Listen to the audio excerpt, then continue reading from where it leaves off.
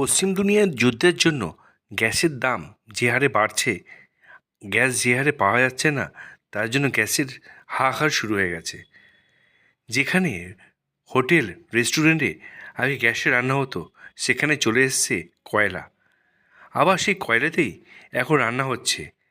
আমরা গিয়ে পৌঁছালাম গ্রিন পার্কে একটি দোকানে। এখানে এসে দেখতে পেলাম আগে যেখানে রান্না হতো গ্যাসে, এখন সেখানে ইটের উনুন করা হয়েছে। এই উনুনে কয়লা জ্বালিয়ে রান্না করা হচ্ছে এখন। এই গ্যাসের হাহাকার কতদিন চলবে তা কে বলতে পারে।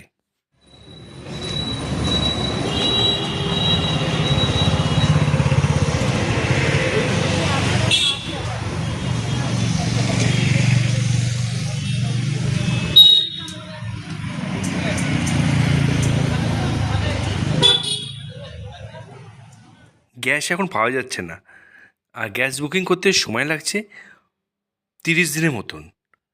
তাই অনেকেই বেছে নিয়েছে এই কয়লাতেই রান্না হচ্ছে।